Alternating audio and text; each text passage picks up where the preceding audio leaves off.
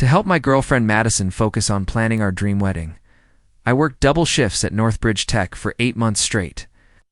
I thought all those late nights would bring us closer to our perfect day, but to my surprise, just 3 weeks before our wedding, she ended up sleeping with my best friend Anthony in our own apartment.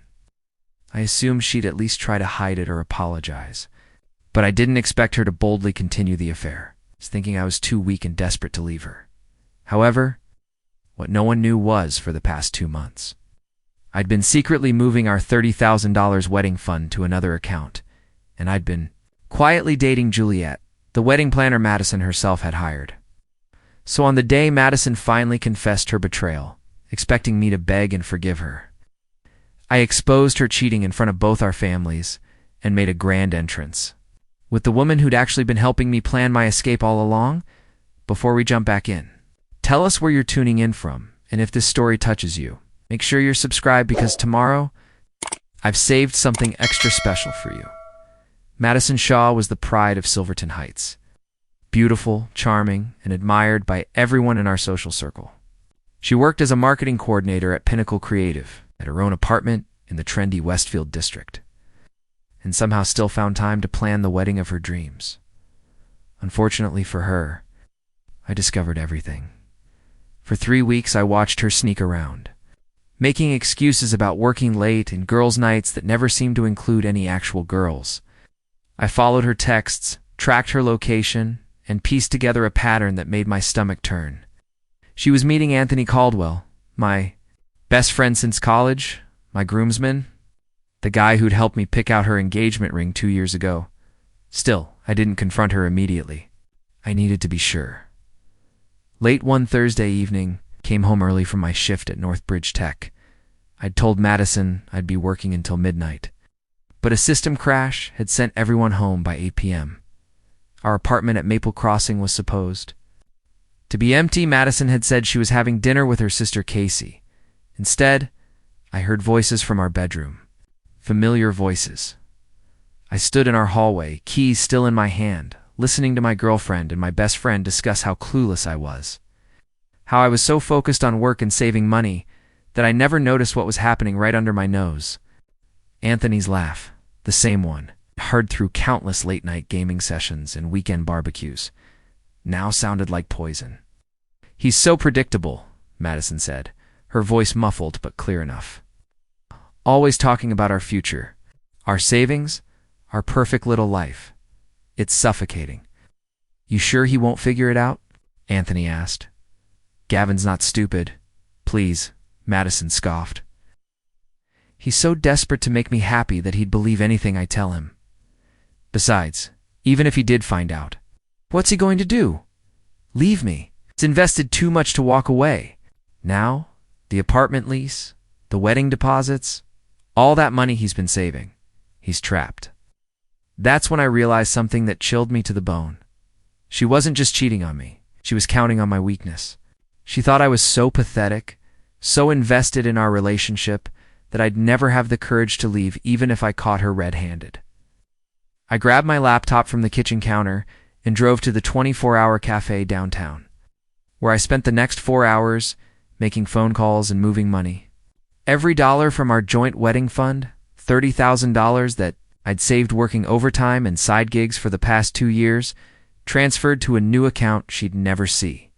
But that wasn't enough. Not after what I'd heard.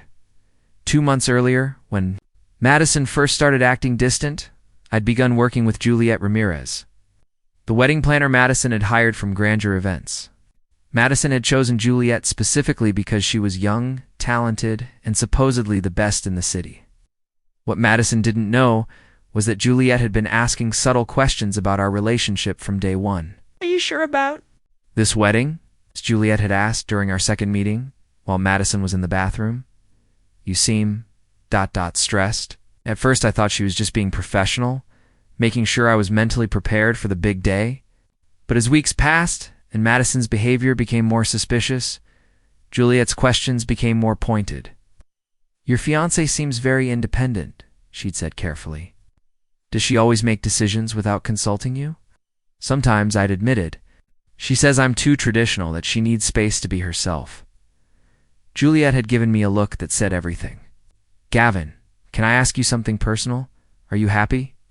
That conversation happened on a Tuesday. By Friday, we were having coffee at the Bluestone Cafe, talking about everything except wedding planning.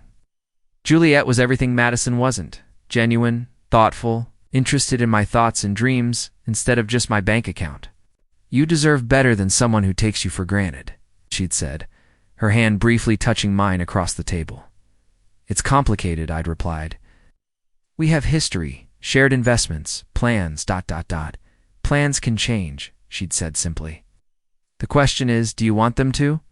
Over the next month, as Madison's affair with Anthony became more obvious, my friendship with Juliette grew deeper. We weren't officially dating, wasn't ready to commit to someone new, while still technically engaged, but there was definitely something there, something real, unlike the performance I'd been living with Madison. Juliette knew about Madison's cheating before I even told her. "I've planned hundreds of weddings," she'd said. "I can tell when someone's heart isn't in it. Madison talks about the dress, the venue, the photos, but she never talks about you. She never lights up when she mentions your future together." Now, sitting in that cafe at midnight, transferring money and making plans, I finally understood what Juliette had been trying to tell me. Madison saw our wedding as an event, not a commitment. She saw me as a safety net, not a partner. And she was so confident in her control over me that she thought she could have her affair and keep me too. She was about to learn how wrong she was. The next morning, I drove to Grandeur Events. Juliette was already at her desk, reviewing vendor contracts for a weekend wedding. When she saw me, her expression shifted from professional to concerned. "Gavin, what are you doing here so early? You look like you haven't slept." "I need to change our wedding plans," I said, sitting across from her. "All of them." She set down her pen and leaned forward. "What happened?" I caught them. "Last night, Madison and Anthony." The words came out steadier than I'd expected. "Here's the thing. They don't know I know. And I want to keep it that way until I'm ready." Juliette nodded slowly. "What do you need from me?" "I need you to help me plan something different. Not a wedding, a revelation." Eyes widened slightly. Then a small smile played at the corners of her mouth. "Now that sounds like a challenge I can handle." For the first time in weeks, I felt like I was in control of my own life. Madison thought she held all the cards, but she was about to discover that while she'd been playing games, I'd been learning the rules of an entirely different game, and I was very good at it. Madison's confidence grew bolder with each passing day. What started as secretive meets became brazen displays of disrespect that she barely bothered to hide. She'd leave her phone face up on the kitchen counter, knowing I wouldn't check it. She'd come home with Anthony's cologne still clinging to her clothes, then kiss me goodnight like nothing had happened. The worst part wasn't the cheating itself. It was watching her enjoy the power she thought she held over me. "Gavin, honey," she said one Wednesday morning, stirring her coffee with that innocent smile I now recognized as purely calculated. "I was thinking about the bachelor and bachelorette parties. Maybe we should do them the same weekend, to save money." I looked up from my laptop where I'd been reviewing quarterly reports from Northbridge Tech. "Sure, that makes sense." "Did you have somewhere in mind?" "Well, Anthony suggested this amazing resort in Lake Meridian. It's only 2 hours away, and they have separate wings for different parties. It's very convenient." Lake Meridian. The same place Anthony had posted Instagram photos from last month, calling it his secret getaway spot. The same place Madison had claimed to visit for a work retreat that I'd later discovered was completely fictional. "Sounds perfect," I said, forcing enthusiasm into my voice. "Anthony's always had great taste in vacation spots." Her smile faltered. For just a second, a micro-expression that told me she hadn't expected me to agree so easily. She'd been hoping for resistance, maybe even suspicion, so she could play the victim and accuse me of not trusting her. "Great, I'll start making arrangements," she said, recovering quickly. "It'll be so nice to celebrate with all our friends before the big day. All our friends." As if Anthony hadn't been systematically excluded from my social circle for the past month, while Madison had been pulling him deeper into hers. She'd been isolating me without me even realizing it, making sure I had fewer allies and more dependence on her. That afternoon, I called Juliette from my office at Northbridge Tech. They're planning a joint bachelor-bachelorette weekend, I told. Her Lake Meridian resort. Bold move, she said. She's not even pretending to hide it anymore. That's what worries me. She's getting careless because she thinks I'm completely under her control. Are you? Juliette asked quietly. The question hit harder than I expected. For a moment, I wondered if Madison was right about me. Was I so predictable, so desperately invested in our relationship, that I really was trapped, preparing and narrating? This story took us a lot of time, so if you are enjoying it, subscribe to our channel. It means a lot to us. Now, back to the story. No, I said finally. But I need her to keep thinking I am. Then you need to be more obvious about your devotion. Show her how desperate you are to make her happy. That evening, I stopped by Tiffany & Co. at Westfield Shopping Center and bought Madison a $3,000 tennis bracelet using money from my personal account, not our joint savings. When I presented it to her over dinner at Romano's, her favorite Italian restaurant, I made sure to be extra attentive. "What's this for?" she asked, genuinely surprised as she opened the blue box. "Do I need a reason to spoil my future wife?" I said, reaching across the table to take her hand. "You've been working so hard on the wedding planning, dealing with all the stress. I wanted you to know how much I appreciate everything you do for us." Madison's eyes actually teared up, whether from guilt or manipulation, I couldn't tell. "Gavin, you didn't have to do this." "I wanted to," I insisted. "Madison, I know I'm not always the most romantic guy. I get caught up in work, in saving, for our future, in being practical, but I never want you to doubt how much you mean to me." She squeezed my hand, and for a moment, I almost believed the emotion in her eyes was real. "I love you too, Gavin. So much." But then her phone buzzed, and I watched her eyes flick to it instinctively before she caught herself. The text was from Anthony. I could see his name on the screen, even though she'd tilted the phone away from me. "Work," she said with an apologetic smile, declining the call. "On a Thursday night?" "You know how demanding Pinnacle Creative can be," she laughed. "But nothing's more important than this moment with you." The lie came so easily that I realized this wasn't new behavior. Madison had probably been deceiving me for much longer than I'd originally thought. How many work emergencies had really been Anthony? How many girls' nights had been cover stories? How many times had she looked me in the eye and lied while wearing the engagement ring I'd saved 6 months to afford? Walking her to her car after dinner, I played the perfect doting fiancé, opening doors and telling her how beautiful she looked. But inside, my resolve was hardening like steel. "The bracelet is gorgeous," she said, as we reached her silver BMW, a car I'd helped her make payments on for the past year. "You're so good to me, Gavin. Sometimes I wonder what I did to deserve you." "You don't have to do anything," I replied, kissing her forehead. "Just be yourself." If only she knew how much truth was in that statement. The next day, I met with Juliette. At her office to review our real plans, she'd been working on what she called Operation Revelation, a detailed timeline of how to expose Madison's affair in the most devastating way possible. "The joint bachelor party is actually perfect," Juliette explained, spreading documents across her conference table. "It gives us the perfect setup for what comes next, which is we let them have their weekend, let them get comfortable, careless. Then we use that weekend as evidence when we reveal everything to both families." "Both families?" Juliette's smile was sharp. "Gavin, you've been thinking too small. Madison isn't just betraying you, she's betraying everyone who's invested. In this wedding, her parents, your parents, the wedding party, all the vendors who've been paid deposits. When we expose her, we don't just humiliate her privately. We show everyone exactly who she really is." For the first time since discovering the affair, I felt something other than anger or hurt. I felt anticipation. "What do you need from me?" "Keep being the perfect fiancé. Keep showing her how much you need her, how lost you'd be without her. Make her so confident in her control that she stops being careful, and then we show her what happens when someone mistakes kindness for weakness." As I drove home that evening, Madison's confidence felt different to me now. What I'd initially seen as her power over me, I now recognized as her biggest weakness.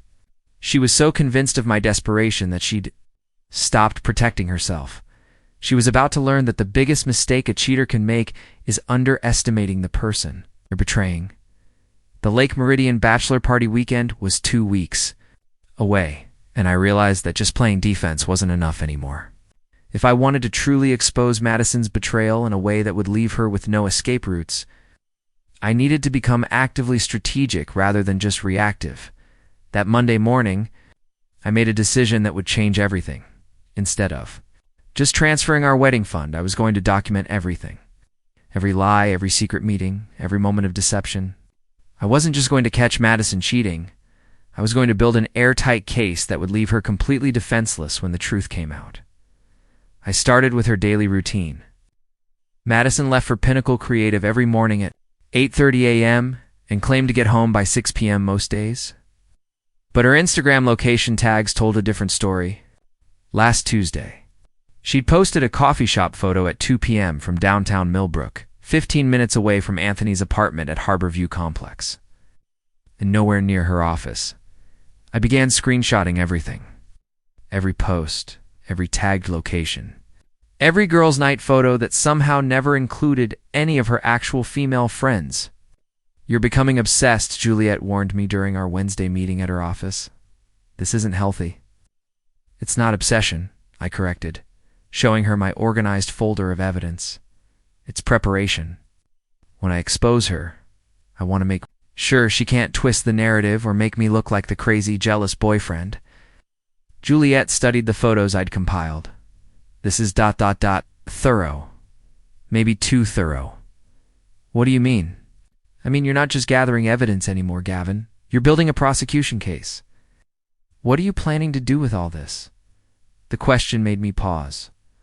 What was I planning? Initially, I just wanted to protect myself and get out of the relationship cleanly. But now, seeing the extent of Madison's deception, I wanted justice. I wanted consequences. "I want her to face the truth about who she is," I said finally. "Not just to me, but to everyone she's been lying to." Juliette leaned back in her chair, studying my face. "What about Anthony?" "He's your best friend, Gavin. This will destroy that friendship forever." "Anthony stopped being my friend the moment he decided to sleep with my fiancée," I replied. "He made his choice." That evening, I decided to test just how far Madison was. Willing to go with her deception, came home with flowers and a bottle of her favorite wine, $80 Pinot Grigio from Harvest Valley Winery. "What's the special occasion?" she asked, genuinely surprised as I handed her the bouquet. "I've been thinking about our conversation the other night," I said, opening the wine. "About the bachelor party weekend." Madison tensed almost imperceptibly. "What about it? Want to make sure you have the best bachelorette party possible. Money's no object." I poured her a glass and sat beside her on our gray sectional sofa. "Tell me what you really want to do that weekend." Her eyes lit up with what I now recognized as predatory excitement. "Really, you're not worried about the budget, Madison? We're only getting married once. I want it to be perfect." I took her hand, noticing how she had to force herself not to pull away. "I've been working so much lately, being so focused on practical things. I want to make sure you know how much I love you." "I do know," she said, but her voice carried a strange undertone. "Gavin, can I ask you something? Anything? Do you ever worry that we're moving too fast? Maybe we should ... postpone things?" The question hit me like a physical blow. She was testing me, seeing if I'd give her an easy exit that would let her off the hook for the cheating. She wanted to see if I was weak enough to let her rewrite history and make this my fault somehow. "Postpone?" I repeated, allowing genuine hurt to creep into my voice. "Madison, why would you even ask that? Is something wrong? Are you having second thoughts?" No, she said quickly, backtracking. "I just meant, with all the stress at work and the wedding planning, sometimes I wonder if we're rushing." "We've been together for 3 years," I pointed out. "We've been engaged for 8 months. If anything, I feel like I've been patient enough." She looked uncomfortable, realizing her fishing expedition had backfired. "You're right, I'm just being silly. Pre-wedding jitters, I guess. Are you sure that's all it is?" I pressed, deciding to make her really squirm. "Because if there's something else, something you need to tell me, I'd rather know now than after.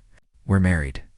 Madison's face went pale for a moment, and I watched her internal struggle play out in real time. Part of her clearly wanted to confess, to end this charade. But the part that enjoyed controlling me won out. "There's nothing to tell," she said firmly.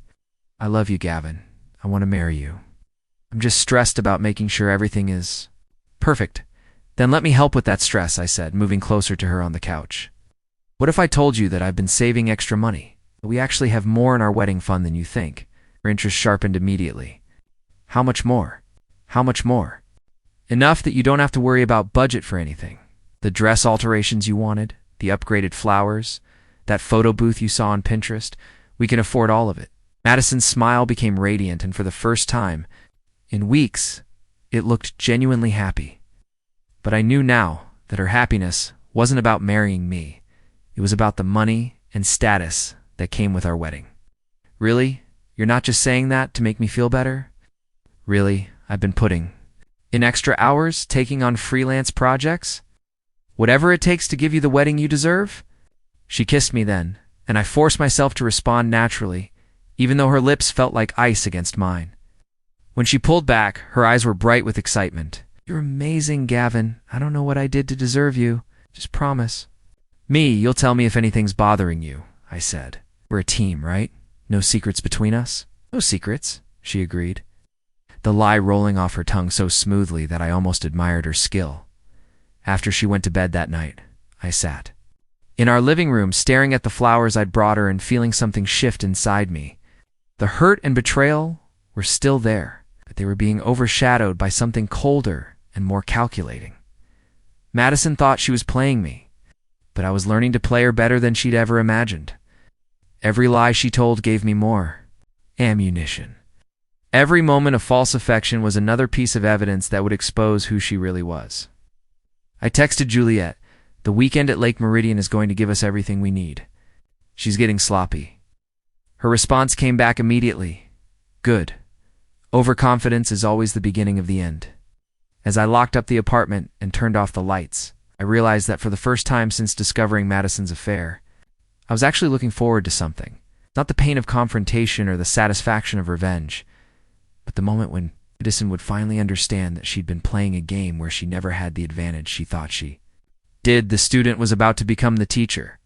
My relationship with Juliette was becoming something I hadn't expected. What started as a strategic alliance was evolving into something deeper, more genuine than anything I'd felt with Madison in years.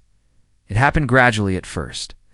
Our business meetings at grandeur events began extending longer, moving from her office to coffee shops, then to actual restaurants.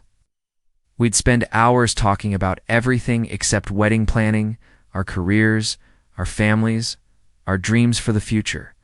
"You know," Juliette said one Friday evening as we sat at Ocean View Bistro, watching the sunset over Crescent Bay, "I never thought I'd be helping someone sabotage a wedding I was being paid to plan. Having second thoughts?" I asked, studying her face in the golden light. "About the plan? No?" She paused, twirling her wine glass. "About getting emotionally involved with a client who's technically still engaged?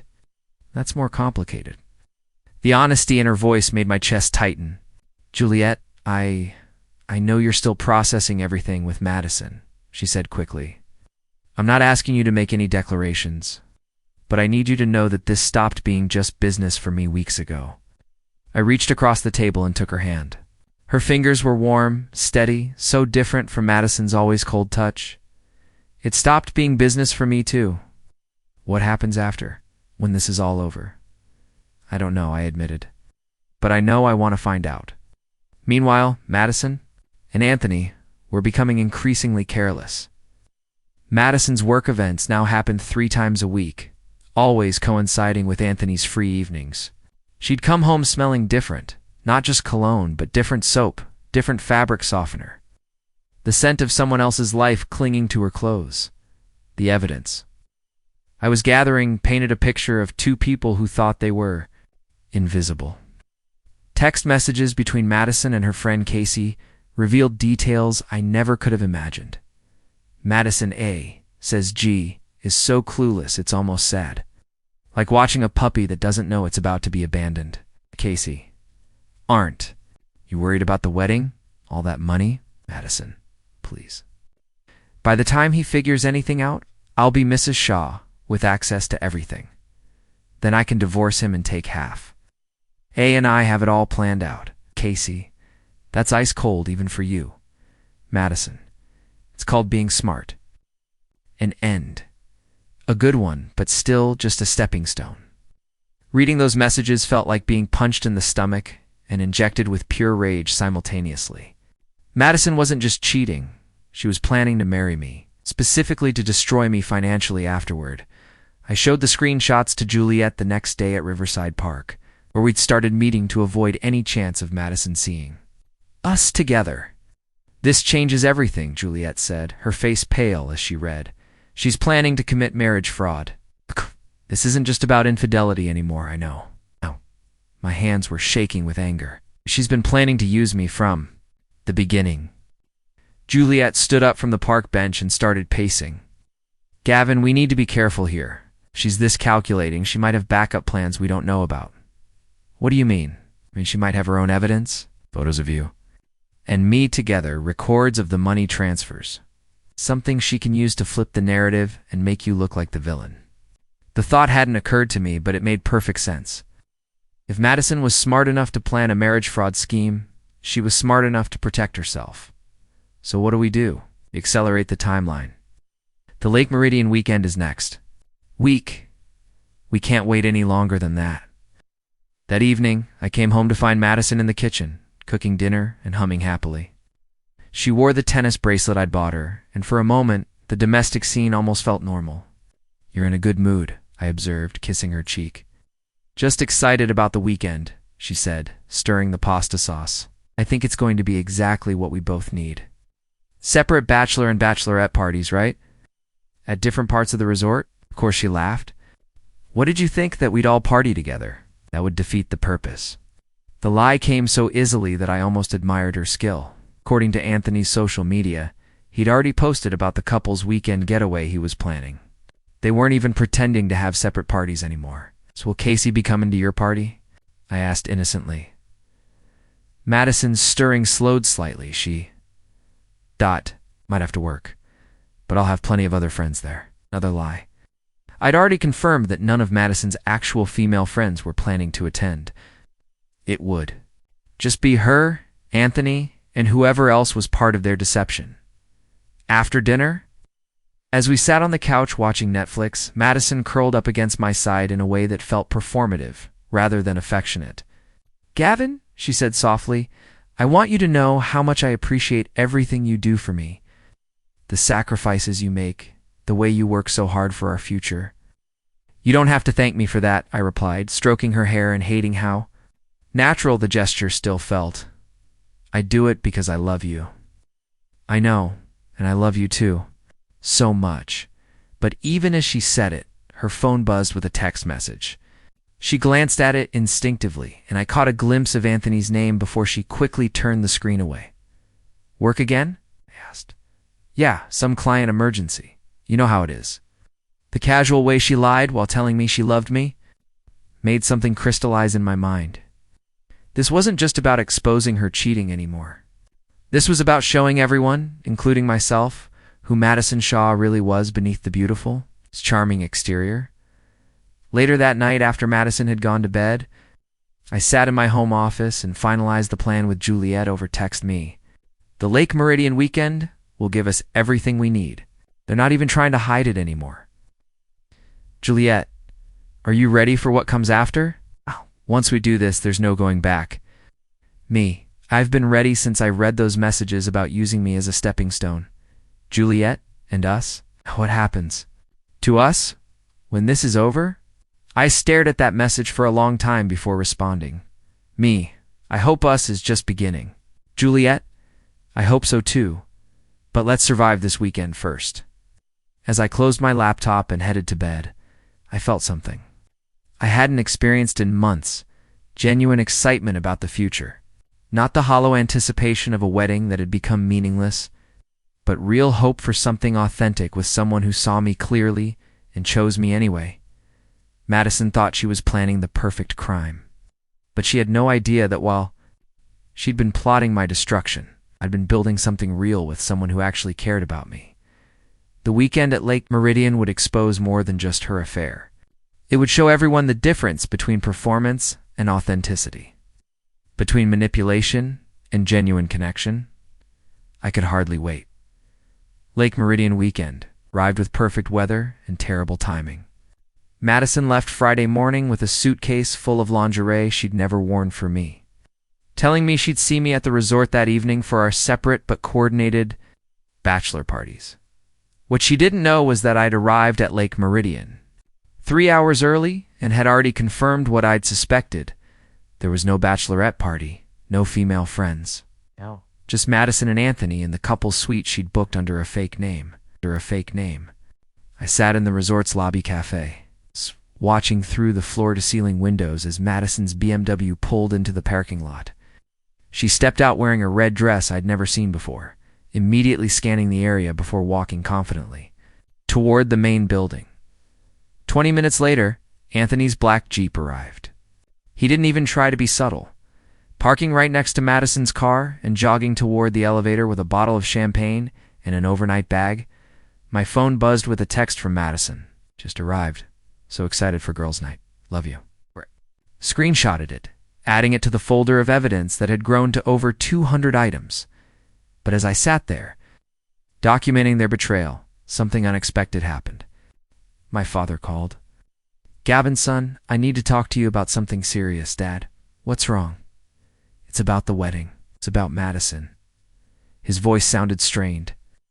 "I've been getting some concerning information from people in the business community." Blood went cold. "What kind of information? Financial irregularities?" "Someone's been making inquiries about your assets, your inheritance prospects, your potential earnings." "Professional-level inquiries, Gavin. The kind that suggests someone's planning something. What are you saying?" "I'm saying Madison Shaw might not be who you think she is. I hired a private investigator last week, and what we found..." He paused. "Son, you need to end this engagement, now, before you sign anything that legally binds you to her." The irony was overwhelming. Here I was, planning to expose Madison's affair, only to discover that she'd been so obviously predatory that my own father had noticed. "Dad, there's something I need to tell you, not over the phone." "Where are you right now, Lake Meridian? The bachelor party weekend?" "Stay right there. Driving up with documentation you need to see." "And Gavin, don't sign anything. Don't agree to anything. Don't even be alone with her until we can sort this out." The call ended, leaving me sitting in the lobby with a growing sense that this situation was spiraling far beyond what Juliette and I had planned. Speaking of Juliette, she appeared at my table 20 minutes later, her face pale with worry. "Have a problem," she said, sliding into the chair across from me. "What now? Madison's been investigating you too. She hired someone to look into your financial records, your family's business connections, everything." Juliette pulled out her phone and showed me a series of emails. My contact at the resort forwarded these. Madison's been corresponding with someone about securing evidence of infidelity to use in divorce proceedings. I stared at the emails, feeling the ground shift beneath me. She's been planning to frame me. It gets worse. The person she's been talking to isn't just a private investigator. It's a divorce attorney. She's been building a case to not just leave you, but to destroy you financially. Before I could respond, my phone buzzed with another text from Madison. "Change of plans? Why don't you come up to room 237? I have a surprise for you." Juliette and I looked at each other, both understanding immediately what this meant. "It's a trap," she said quietly. "Of course it is." I stood up, my decision made. She doesn't know that I know it's a trap. "Gavin, don't.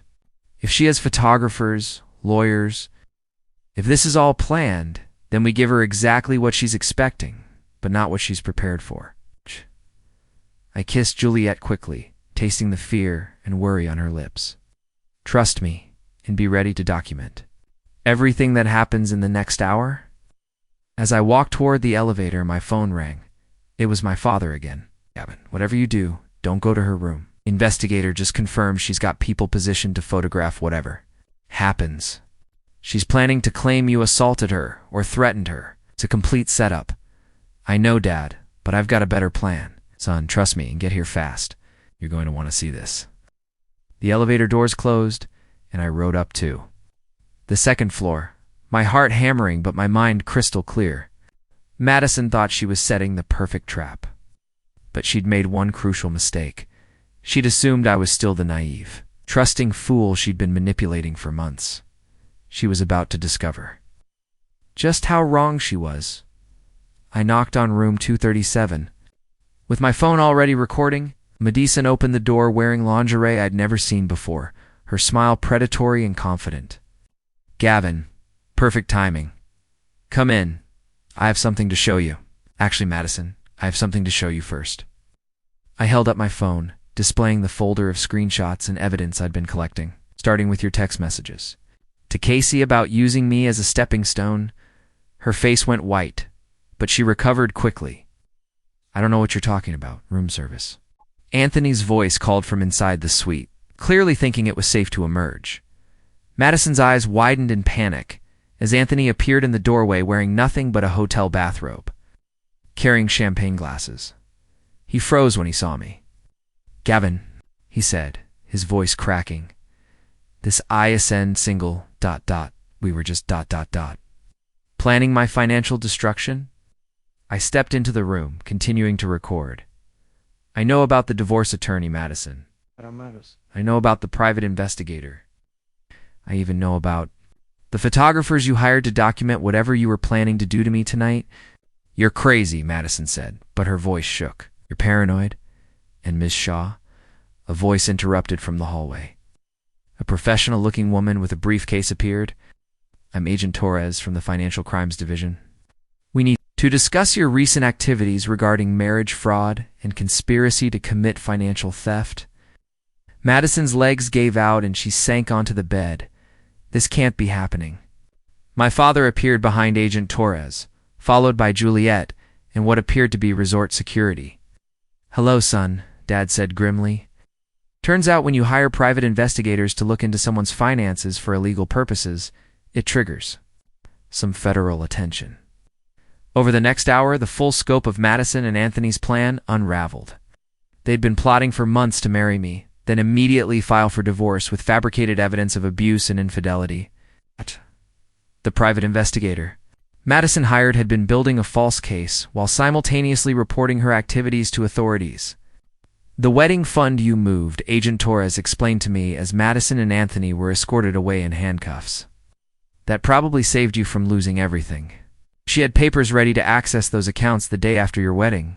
3 weeks later, I sat in Juliette's office, which was no longer serving as a wedding planning center, but as the headquarters for her new event consulting business. We'd officially started dating the day after Madison's arrest, and every day felt like discovering what genuine partnership actually meant. Any regrets? Juliette asked, curled up next to me on the couch, where we'd planned Madison's downfall. About which part? Catching my fiancé trying to destroy my life, or falling in love with the most amazing woman I've ever met? Both, I guess. I kissed her forehead, breathing in the scent of her shampoo, vanilla and honey, warm and real. The only thing I regret is not seeing Madison's true nature sooner. But if I had, I never would have hired you as our wedding planner. Saying getting betrayed was worth it. Getting betrayed led me to you? So yes, absolutely worth it. Madison Shaw was ultimately sentenced to 2 years for conspiracy to commit marriage fraud and financial theft. Anthony received 18 months for his role in the scheme. Both of them had to pay restitution that wiped out their savings. $30,000 wedding fund that I'd moved became the down payment on a small house that Juliette and I bought together 6 months later. We got married in her parents' backyard the following spring, a simple ceremony with people who actually loved us. It's not a performance designed to facilitate theft. Sometimes I run into people who knew Madison and me as a couple. They always ask what happened, why such a perfect relationship fell apart. I tell them the truth. It was never perfect, and it was never real. But what I have now with Juliette is both. Madison thought she could manipulate me because she mistook kindness for weaknesses, She learned too late that there's a difference between being trusting and being naive, between being generous and being foolish. And sometimes when you think you're playing someone else, you discover they've been playing a completely different game all along. Up next, you've got 2 more standout stories right on your screen. If this one hit the mark, you won't want to pass these up. Just click and check them out. Don't forget to subscribe and turn on the notification bell so you don't miss any upload from us.